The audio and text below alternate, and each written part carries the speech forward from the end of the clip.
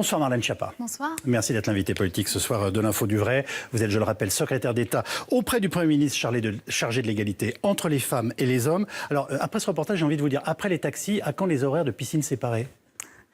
Écoutez, c'est une vraie question. Je vous fais rire, c'est déjà une bonne chose. Bon, ça me fait sourire un peu jaune, mais c'est une vraie question. Ça m'interpelle.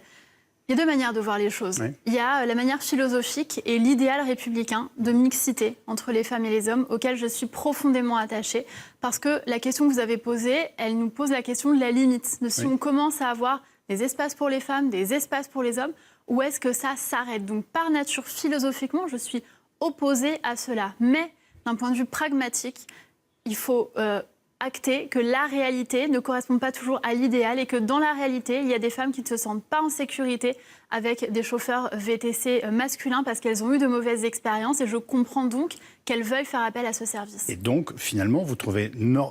on va dire que vous êtes intellectuellement choqué par la question qu'il pose, mais que vous pensez que pratiquement, il se doit d'exister et que finalement, c'est normal? Je ne dirais pas qu'il se doit d'exister, je dirais qu'il existe, il n'enfreint pas de loi. La question que nous devons nous poser, c'est pourquoi ces femmes ont envie de passer par ce système et de mettre fin à cette insécurité spécifique vécue par les femmes dans les moyens de transport. C'est ce qu'on s'applique à faire avec les différentes lois contre le harcèlement de rue, les campagnes de télévision pour interpeller les témoins, etc. etc. Quelle a été votre première réaction quand vous avez appris le lancement de cette application? Moi, j'étais stupéfait. Et après, en effet, on réfléchit, on essaie de comprendre. Mais voilà, spontanément, qu'avez-vous ressenti quand vous avez appris ça, aux responsabilités qui sont les vôtres, et puis en tant que femme, très simplement aussi?